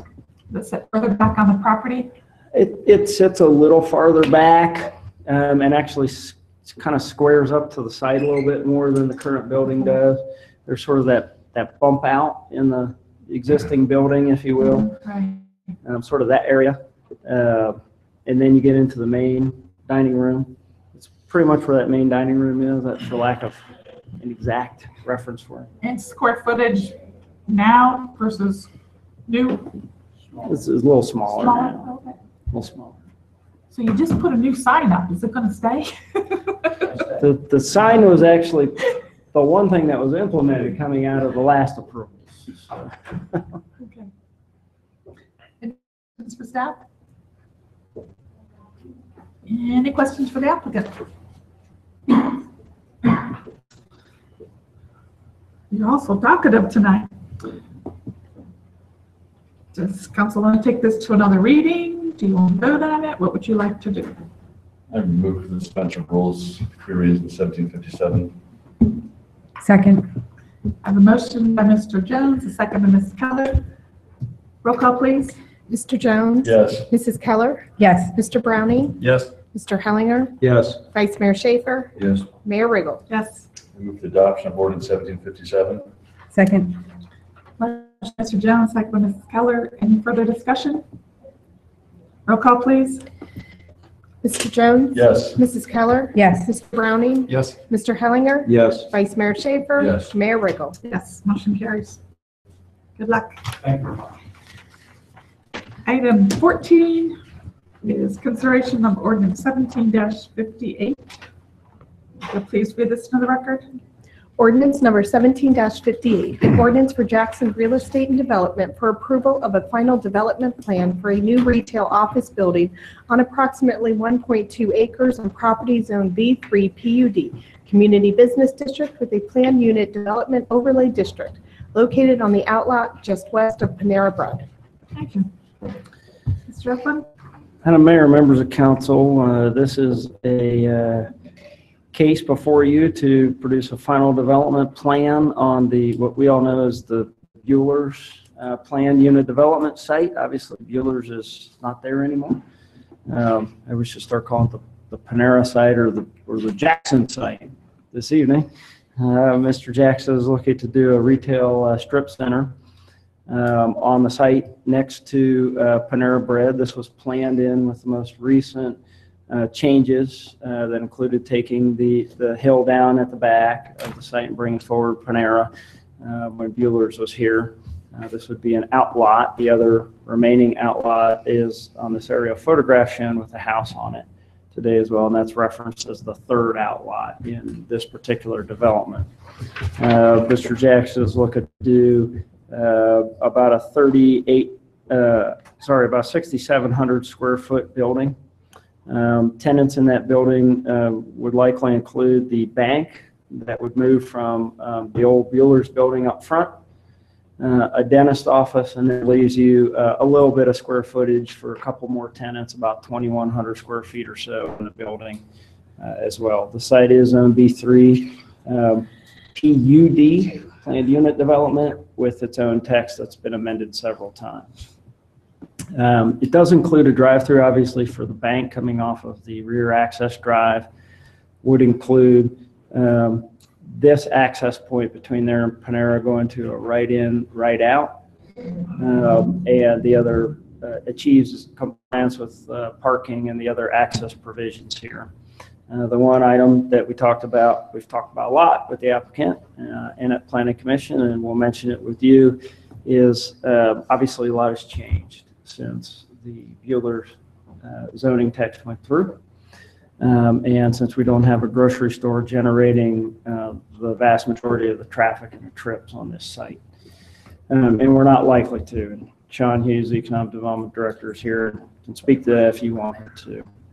But the combination of all that leads staff and your Planning Commission to recommend that what was referenced as the Phase 2 road improvements on Central Avenue really do not need to be performed at this time, but that it makes the most sense to have this lot owner, and then if and when Lot 30 ever develops, that lot owner make a cash contribution towards those improvements. We have to also kind of see what happens in the back with the old Bueller's building, and perhaps there might be an opportunity to do the same thing with them as well. It kind of depends on what permits those uses might need, and if it gets refilled with something and all that kind of good stuff.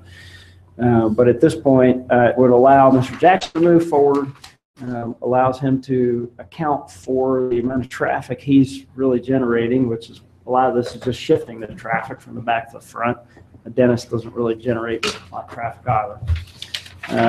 And allows him to move forward, allows the site to continue to move forward with some redevelopment. Otherwise, we all kind of just sit here and look at the site and look at a vacant building and a vacant site, and the gentleman won't move forward with development. That's the bottom line, because neither of the outlots can really handle these improvements on their own. Other than that, in terms of architecture, I think it'll fit in. These come across, and they come across in the packets as very dark, first of all, particularly with the wainscoting, which is showing up gray here, but would be the Delaware blue vein limestone wainscoting, so it should really be tan brick, a lot of glass with two tower elements anchoring this building as well, and I think it will fit in with that center and that design and be high quality like the Panera Bread. Your Planning Commission answering questions you might have. By the way, this does have an economic development component. I don't think it's going to be controversial, so we would seek passage this evening as well, if that's your pleasure. You said you would seek? Would seek passage this evening. So, but the applicant's aware, as is the last applicant, that you might want to have another reading. Questions for Dave? Again, Dave, I'm sorry, how many different parcels of possible? So there's only 2 left to develop. This one and Outlot 3, the far west one. Panera's is here, and then obviously whatever's going to occur with the deal. In this particular, how many units then in that strip? In this one, Yeah. 4 tenants are proposed. Dentist, bank, and then 2 smaller tenant spaces that equal in total about 2,100 square feet. Okay. Dave, just a question on the obligation with respect to the development of this lot and then lot 3. I thought it was 50,000 per lot. Correct. So it'd be 50,000 for Mr. Jackson, 50,000 for if someone comes forward with Outlot 3. Okay, and then to carry, I guess, what triggers then, right, so it's, right. What triggers the actual widening of West Central, in your opinion? I think again, it's the overall traffic from this site, and we also need to see the uses on Lot 3 and the Bueller's reuses, but go ahead, Karen. I would agree with everything Dave just said. Honestly, it could go back to further discussion on how much traffic is generated, how that would be addressed. To be quite honest, this has been a discussion above my level that I haven't been looped in on. Okay. Part of the thing to keep in mind here, Council, is that this isn't a widening of Central from the railroad bridge out to the western portion of town that would actually perhaps address the traffic issue on Central. What we're talking about here is a left turn lane in at the westernmost access point here, primarily. So not a huge improvement. Is it a needed improvement? Traffic engineering and uses will dictate that as we go along. Today, with what's being proposed, it's not necessary. And obviously that is different than if we had an active full grocery store and Ace Hardware and bank in the back. To which I fully agree with. So the left turn will be permitted? The left turn? No, the left turn will not be permitted. Correct. They'll be right in, You'll right out. still have a restriction. It'd be the way it is. Restriction will still be in place. Correct. So full access will be at the Bueller's Drive signal. And then you can have access on the West Drive, not left in, but right in. And you can do right out. And then the drive to the east would be right in, right out. And you do left out. So that will be able to alleviate some of the stress at the signal at the Bueller's Drive by permitting that. And I know there was some discussion, I know with Sean and others regarding tax increment financing, a limited TIF, but I didn't know that, I don't know if that's not been formalized in any agreement I know of, so.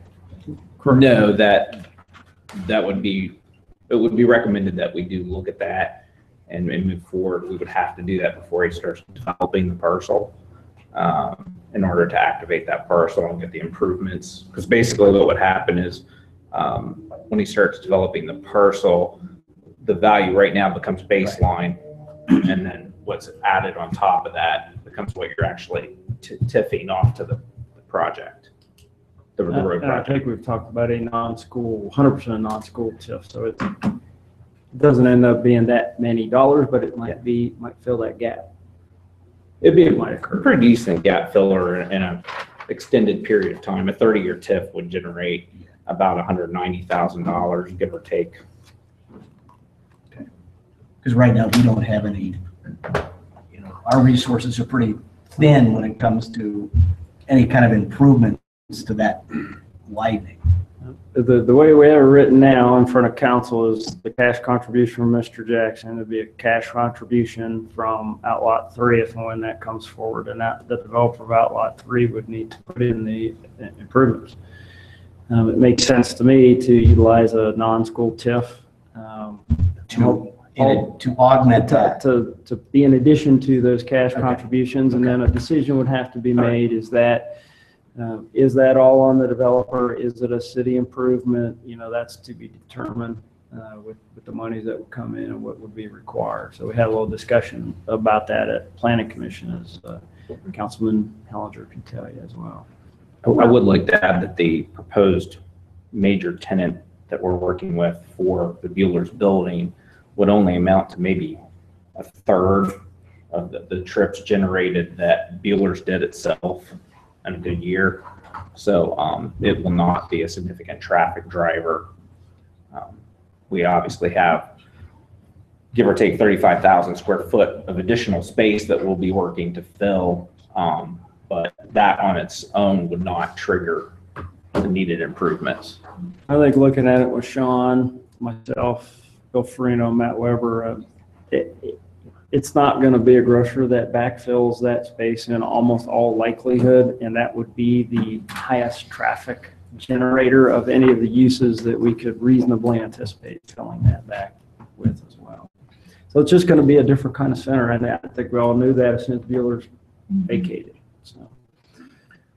So with the 50,000 from, you know, after 4 or 3 cells, is that 100,000 enough? 100,000 is about half the estimated project cost. So the new owner of the old Bueller's, I mean, is there any way that we can ask them for a contribution? I know they're only going to present a third of the trips, but I mean. We certainly can ask, do we have them in a development plan review or zone change process to require them to do that? That remains to be seen on the tenant, what they're going to do. You know, and there is a little bit of a gap there. Obviously, every year that you wait to do the improvement, the prices don't go down. The potential future tenant of the Bueller's building right now has already been told no, that they will not be needed to make a contribution based on their traffic generation. Now, if there's another one in there that comes in the rest of that space that does require significant, that's another discussion that needs to be had at that point. But that is why, again, going back to the TIF model, that's why it's so important, is to try to make that development pay for itself, essentially. Right. And Panera's gave, is that correct? No, with Panera, Bueller still owned the sites, and the model was for them to lease these outlots out. Mr. Jackson bought the property anticipating Bueller's to be there, which I think would have helped for his development here, and then they went out, so he was kind of caught as well. But they did the first phase of improvements, which were really probably the major set of improvements around the corner and to the, you know, what's going to become right in, right out to the access drive. Again, the portion of improvements we're talking about here in the so-called phase 2 are pretty minimal. Okay. Okay. What is the wish of council on ordinance 17-58? I move to suspend the rules and require 3 readings on ordinance 17-58. Second. Motion by Mr. Schaefer, second by Mr. Hellinger. Roll call, please. Mr. Jones? Yes. Mrs. Keller? Yes. Mr. Browning? Yes. Mr. Hellinger? Yes. Vice Mayor Schaefer? Yes. Mayor Riggle? Yes. Move for the approval of ordinance 17-58. Second. Motion by Mr. Schaefer, second by Mr. Hellinger. Any further discussion? Roll call, please. Mr. Jones? Yes. Mrs. Keller? Yes. Mr. Browning? Yes. Mr. Hellinger? Yes. Vice Mayor Schaefer? Yes. Mayor Riggle? Yes, motion carries. Good luck. Item 15.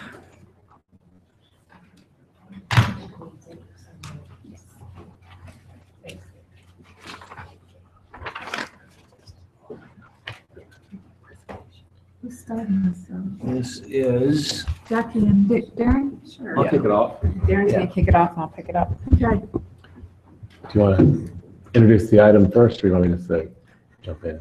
Item 15 is discussion regarding the designated outdoor refreshment area, otherwise known as DORA. Yes. Madam Mayor, members of council, the reason this is on the agenda today is we've been talking about the possibility of submitting an application for a DORA, the designated outdoor refreshment area. We have not yet submitted one. We had a kind of a public, not official hearing, but a public session to get people's feedback. That was geared towards informing us as to whether council wanted to still pursue that application and also to aid us in the formation of what that application would look like, because as we've discussed at prior meetings, there are a lot of different ways you can structure a DORA, a lot of different things you can build into it, different ways you can go. So we were trying to get that feedback. But then it occurred to us, based on some feedback from council, that we might not know what the city staff's proposed plan would be yet, because we had never really gone through this in the early stages of public hearing. So what we thought would be helpful today is we still have not filed an application. Our timelines have not started. We haven't gotten a final go, but we thought, why don't we walk through what our application would look like if we did file it. And that way we can have a clear picture of what we're talking about, what it might look like. And so Jackie had written up we have the entire draft application, and she also wrote up an executive summary, and I thought it'd be helpful if she kind of walked through it, both for the benefit of council and for folks interested in the audience, and if the paper had any interest in it as well. So Jackie, you want to take it from there? Absolutely, thanks, Darren. So the draft application that staff worked on is about 14 pages long. So we just condensed the highlights in the executive summary you see in your packet, and that can be barely seen out on the big screen.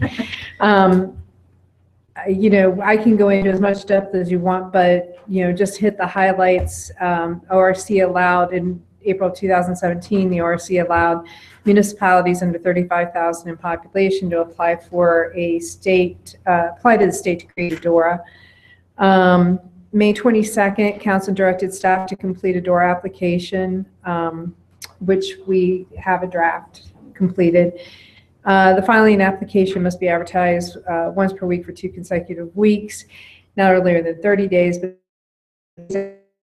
application and notice, and city council may approve or disapprove the application by ordinance or resolution. It's important to note that a public hearing must be held during that process. So, certainly we want to hear from and I'm sure you want to hear from your constituents. And we have not, we have not filed it, so we have not kicked off that process. We had an informal, but that is, we would have another one if we ended up filing. But it's important for you too, for everyone to understand there's still quite a process involved here. So the boundaries for the DORA would be Sandusky Street from Spring Street to Central Avenue, and on William and Winter Streets from Franklin to Union Street.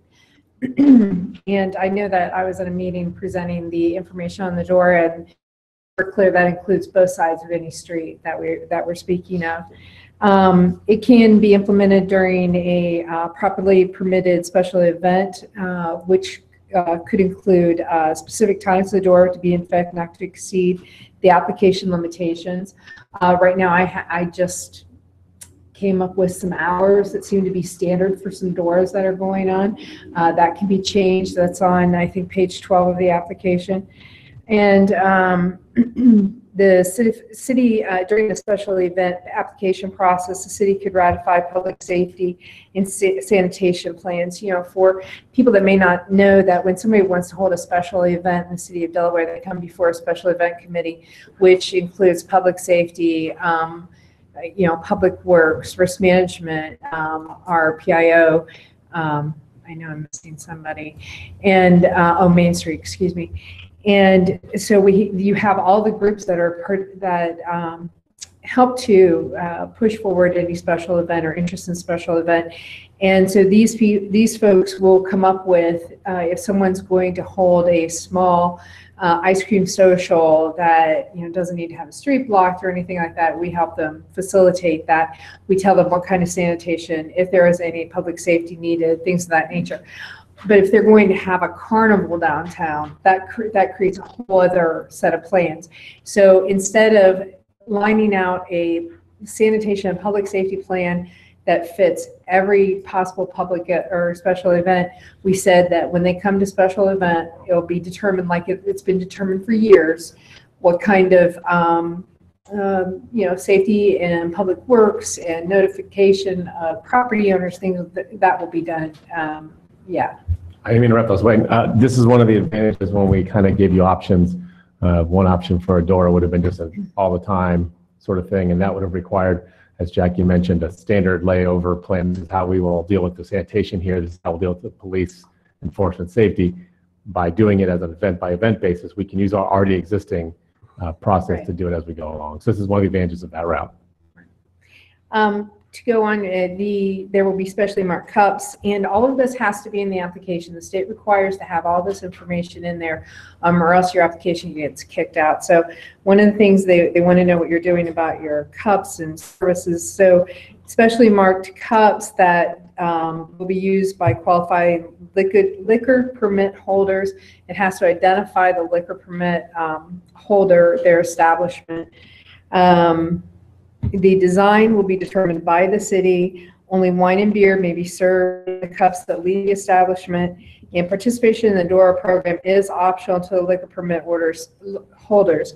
So you have a liquor permit holder, which could be a restaurant A, and then right next door, restaurant B. They're not required to both participate in the DORA. If they don't want their drinks going out the door, they don't have to. Okay, so it's completely optional to the restaurant and bar owners. How am I doing so far? Do you want to touch on, I know one aspect of the safety plan is the signage, and I know you've designed the border signs. Do you want to talk about that at all? Real quick, on the participation part here, under number 4. Sure, we're kind of skipping ahead, but that's fine. On number 4, so I guess is the city able to deny a door for an event? Or once it's approved, is there? Okay. I'm not sure. Let me see if I'm answering your question. So each special event host organization will have the option to participate in a DORA. So in the application, we had to name what would be the possible events that are now existing in the downtown area that are DORA eligible, for instance, right?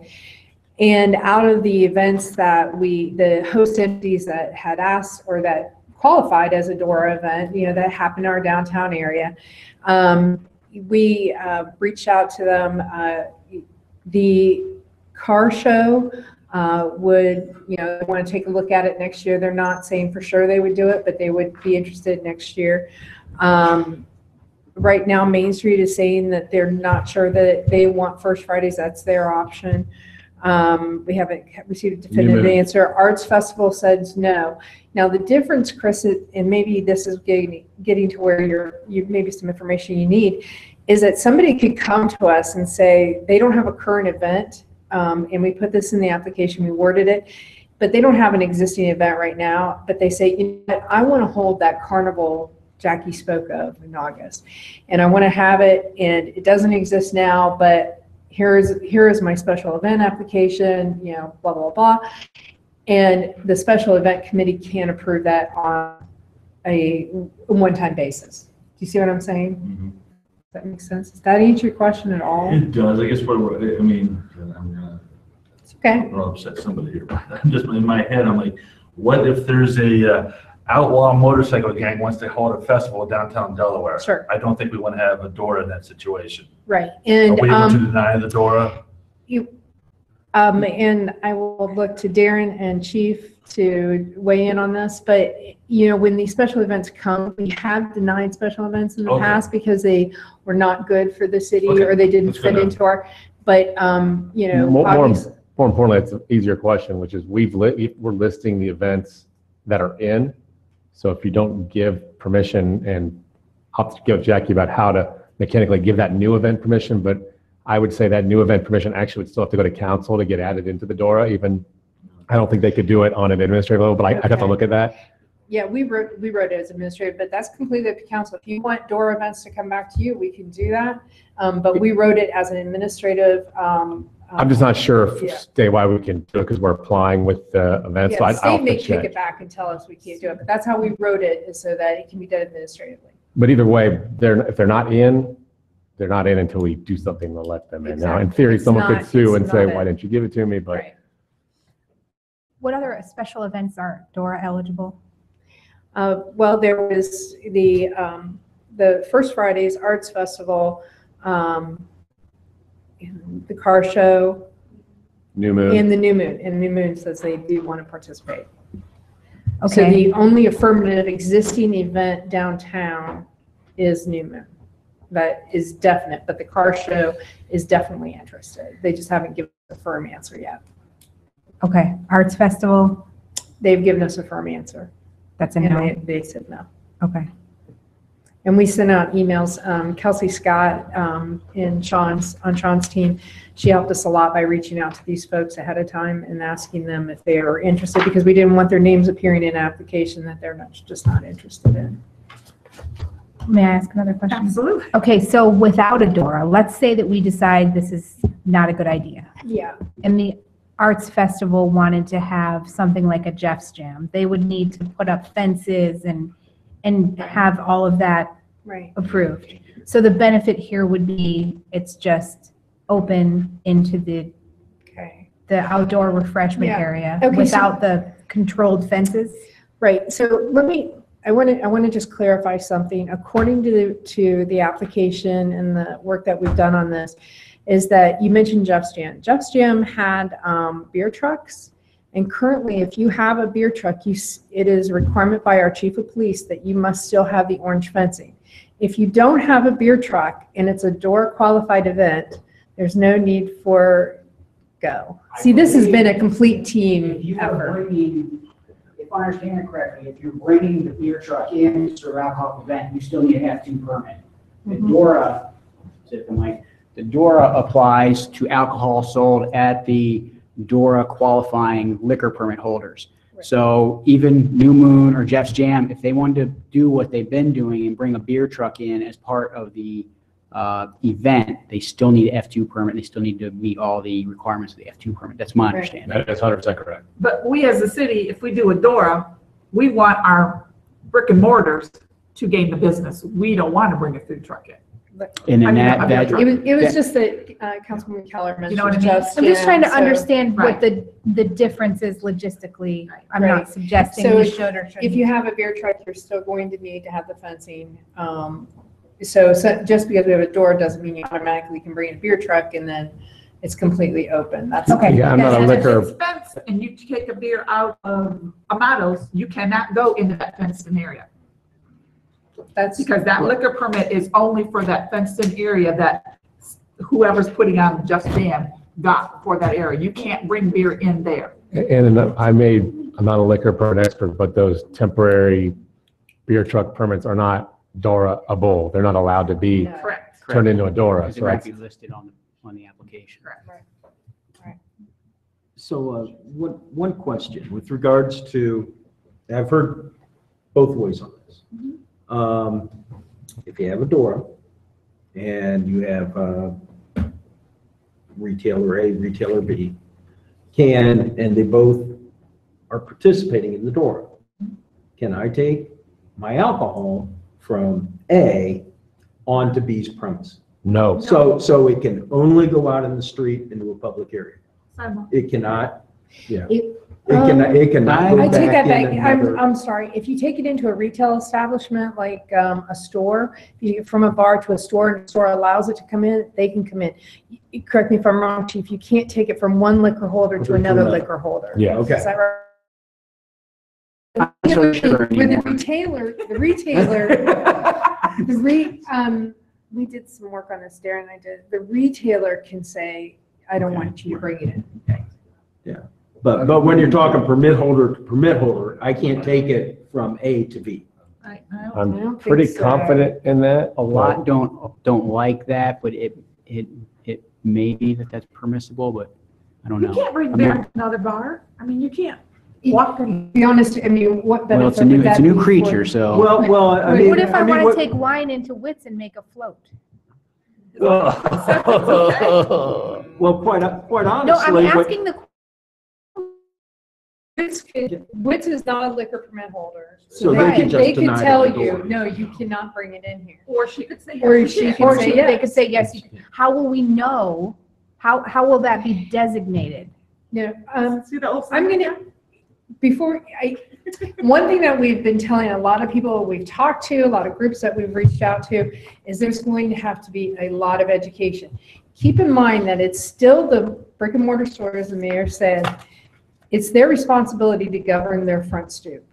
If they don't want you to bring your wine into Wits, for instance. Just an example. Just as an example, then they're the ones that have to take care of that. Our police department is not going to take care of that for you. You know, it's just like if they didn't want you bringing in,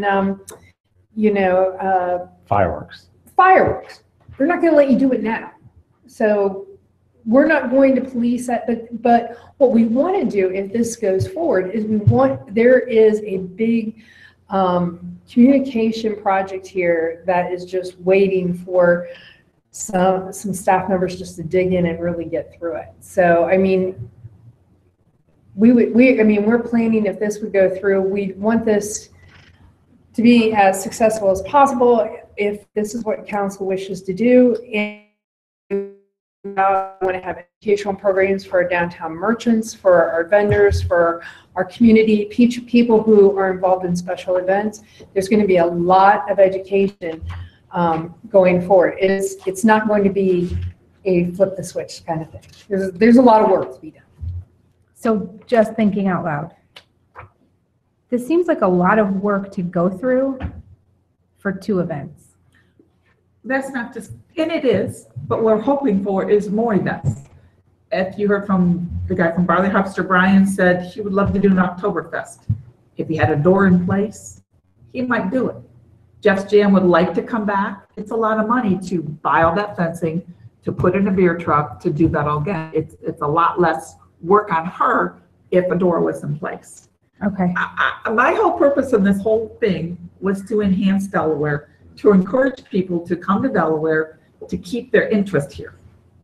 That's it. But what we really need to get out to the word, I'm looking at you in the back there with the Gazette, this is special events only. I can't tell you how many phone calls I've had, how many times I've been stopped on the street and said, every day of the week, it'll just go let somebody walk down the street with beer. No, it's special events only. This is not a sip and stroll. Well, I think the other thing to keep in mind is we can try this and see how it goes. And if it turns out to be as bad as some people think it's going to be, then we'll quit doing it. But if like a lot of other changes we make, in the end, it turns out that it's actually a pretty good thing and it's working well, then we can use it to enhance the city. We've got the option at any point to say, you know what, this isn't working. I think a former Councilman Halter who testified here last time hit on the numbers. I remember it as well. People were freaking out over patios. Everyone's going to be passed out on the streets, and there's going to be vomiting in the streets and the patios, and it's not turned out to be nothing like that. You make good points. You want to keep going? Well, that's, I try to keep my executive summaries to 1 page. Any more than that's not a summary, to my opinion. So included in the packet was the draft application. I don't know if you don't mind. Thanks, Elaine. Yeah, we can show the map, but I think everyone might be pretty familiar with it. You've seen this before. The sign that Elaine had up there just a minute ago would be the signs that would be put on the boundaries of the DORA, just so people know they can't go past Spring Street, for instance, right? Okay, that's the end of the DORA. Okay, that's just an example that we came up with. We kind of copied Worthington's. The consideration about who pays for those signs, they're a couple $100 each. They sit on nice black stanchions. I mean, they look nice. Worthington, they had all the downtown business owners. They all went in and bought so many each, so because they wanted it. Keeping in mind, Worthington is a different animal than what we're doing here. So anyway, if Elaine would please put up or Dave, the draft application. I'm happy to go through all of this if you want me to. The one thing that I personally would like just a little bit more thought on is the hours. It's on page 10. If you have any questions about those hours, if you're not interested in those hours, we just plug some hours in there. So I'm happy to answer any questions, Chief or Darren. Kelsey's not here. Do you know Main Street is here? Oh, I'm sorry, Susie. Main Street represented? I'm wondering if Susie could at least elaborate on the survey that you did, which I think has been shared with council, that indicated, I think over half indicated they were supportive. But the board at this point hasn't taken a formal motion, vote position, right? That's correct. Okay.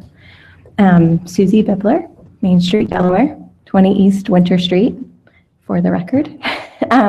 Since the last time I was here and the DORA was discussed, as Mr. Homan had mentioned, we did send out a survey to 110 downtown businesses, and of which 44 people responded to the survey. And of that, I believe it was, I don't have the exact numbers, but hopefully you've seen the numbers that were shared. I believe 57%, and then the other remaining were either not sure or was against. So with that information, our board,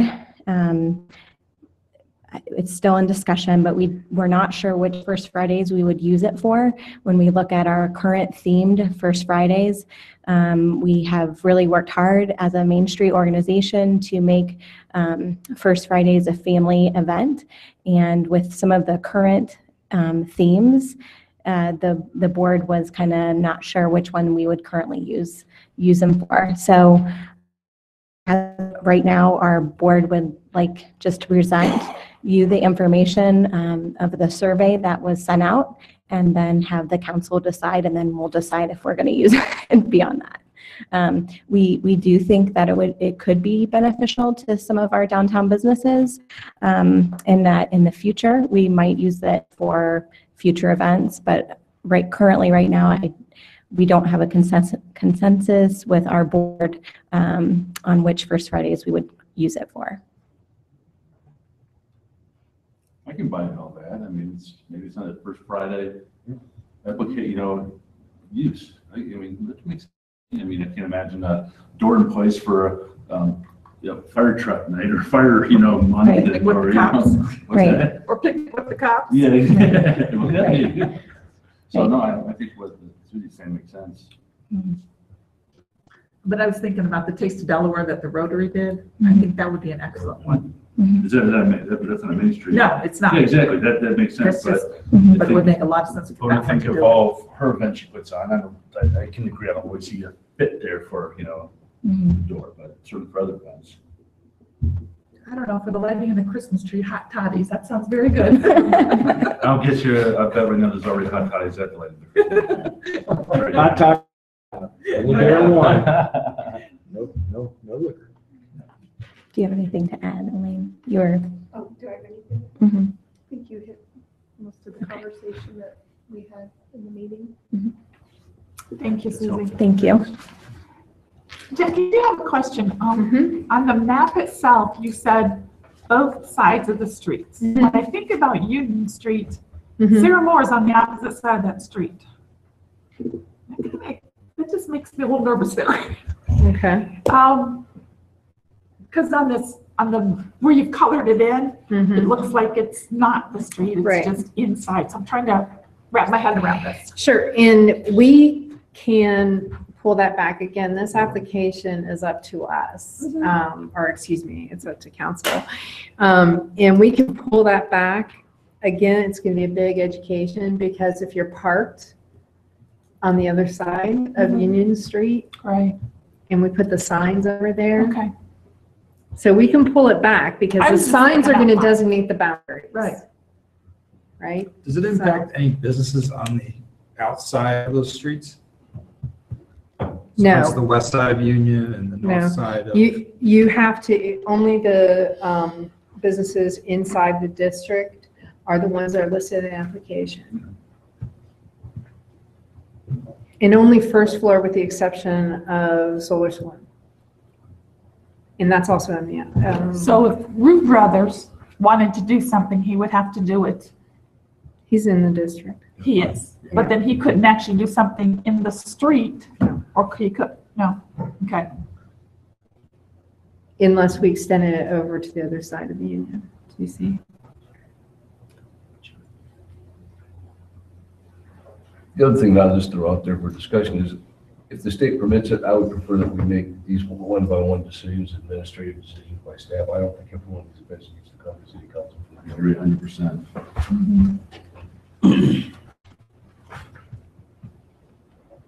We'll shore up that language, but I'm pretty sure that's what we have.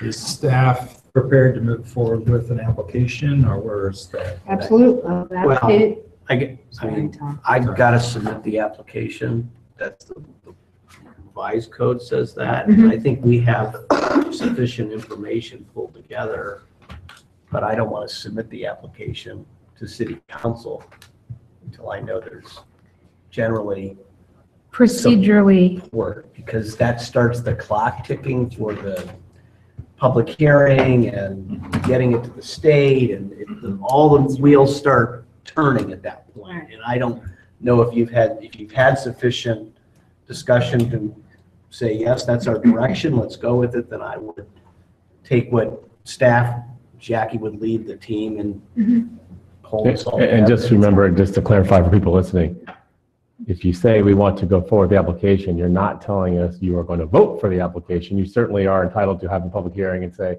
thanks for submitting it, we're not going to do it. So this, whatever you say now is not a locking yourself into a vote, because I know people feel very strongly that they want to come back and come to that public hearing, and you should be prepared to listen and do whatever you do, so. I think staff has done an extremely thorough job of giving us the information in a very understandable way, and I'm very comfortable with giving direction to move forward, with the caveat that I would like to hear more from the public and how Well, we people have to have feel, a and public hearing. we will be doing that publicly. So do we need a motion or just a general direction? Well, it would be nice just to know there's generally a Maybe it's a straw poll or majority here, something? yeah. Yeah, I'm for it. Let's start I that support it. engine. I'm for it. I am. I do not. You're not for it? I'm against it.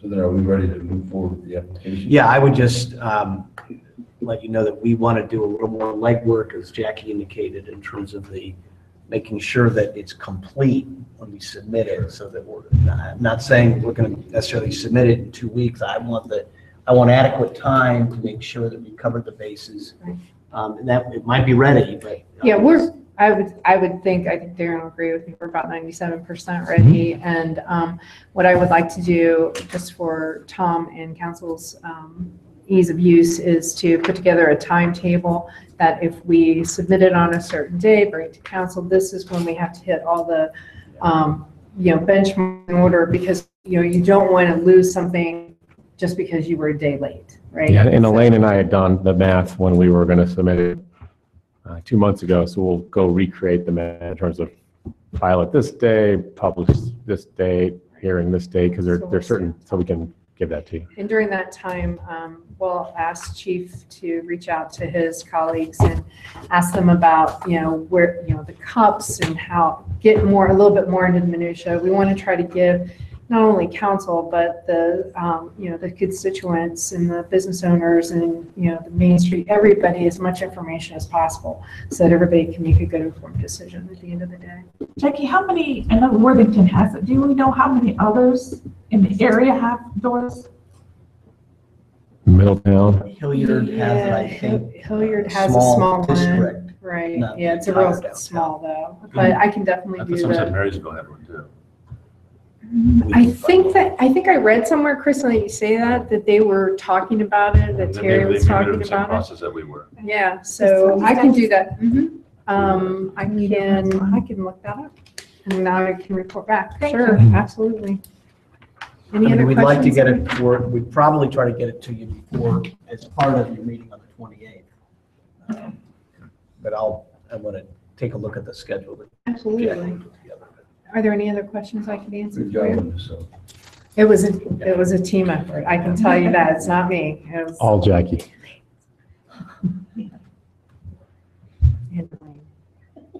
And did everybody look at the hours on page 10? Is everybody okay with those hours, or do you want to tweak?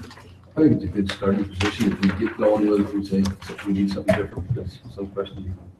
And if events are added, then that just comes before council. Yeah, I mean, we could have an event that goes to midnight, and we said we're going to do it, but I think for now, that seems to make sense. She's got. Okay. Good? Good. Thanks. Let's do city manager's report. Not a whole lot. CIP is due to city council tomorrow, and you'll be getting that at some point. 501? 501, right. Well, no, 11:59. AEP is starting a smart grid project, smart meters. Delaware is the first community that they are going to be installing these in. There's a big kickoff meeting tomorrow, which Jackie will be coordinating. They want to advise us as to how they're going to approach it. So in case you get questions, we'll be sending information out to you about it. We have just gone through that with our meters. It's a very similar effort. But anyway, we'll have more. Stay tuned for more information about that. And I will be out of the office, out of town actually, from Friday through Monday. My daughter out to school. Okay. City council comments? I have two real quick. Going back to that project, the Burr Oak, and there was discussion about traffic and possible if there would be a need for a future light. The developer would be responsible for that light then, or do we put that in like the final development type conversation? We can, but the engineers already looked at the traffic generation from their proposal and determined that a light wouldn't be necessary there. Well, there's a conversation that if it did become necessary, we could always go back and do that, but what I want to say is we should be responsible for it. We could, yes. If it did for some reason, then it would be their responsibility. Last thing I have, Madam Mayor, is at the last council meeting, we had testimony from Shannon Roof and myself regarding House Bill 94 regarding the tethering of animals. I've met with some constituents and Shannon again, and just a refresher, House Bill 94 is currently stymied in it's been killed by committee. And basically that is it's to prohibit a person from negligently allowing an animal to be tethered outdoors under specified circumstances. I still want to move forward with that, so I want to respectfully submit a copy of that bill to the city attorney to review that and come back to us hopefully on the 28th with some sort of draft that would fit the city of Delaware so we can have a debate about it. I've got some good news for you, Councilman Jones. After, I think it was 2 meetings ago, or maybe it was last meeting, Chris Ballard, who's with our office, who was here on a couple of days ago on, I think it was DORA, or it might have been the marijuana issue. I had him start working on this with the goal of having something ready. So he's looked at a lot of samples. He's trying to come up with one that makes sense for Delaware. So now, obviously, the whole state bill doesn't fit the city of Delaware, so I give it to Darren just to be able to tweet it for us, and we can start the debate on the 28th about that. So we can be the first to have one of these then. No, there's about there's 5 other cities in Ohio that have it. So thank you. That's all I have. Ms. Keller? I have nothing. Thank you. Mr. Browning? As a new councilman, I've had 4 calls, 3 regarding speeding. So that's been a hot topic in my area. The other one was a water shutoff that I talked with Dean about, and the staff was great. But the one thing I think, as we move forward with processes and technology, if we could find whether it's a robocall system or a texting system or something to be able to communicate with citizens, I think that would be a good thing to just keep our eyes on. I also finished a tour of city departments, kind of a similar miniature version of Lee's Citizens Academy, and I'm really impressed with the staff and everything they do, and I'm not quite sure how they do it all. So, so thank you. Thank you all for your time. Mr. Hellinger? I have nothing. Mr. Shaker? Okay, we'll take a 5-minute break and we will go into executive session. We're staying here. do you want to go ahead and make the motion now so Elaine can just get on the microphone? We can stay here. What'd you say? no, just. Okay, so yes, would someone like to make a motion? Well, I'll make a motion, we can take a 5-minute break. So we'll go, It's a 5-minute break then. yeah, Do you want to do the motion, but so Elaine can leave, or do you want to do the? You want the motion? I move to Yeah. go into executive In 5 session minutes. pursuant to Ohio Revised Code 121.22 G3, 1, 5, 2, and 8 in 10 minutes, in 5 minutes. in 5 minutes. I second it. Yes. Let's do a quick voice vote. All in favor of doing that? Yes. Yes. Opposed? Okay. Thank you. Thank you, Madam Mayor. Sure.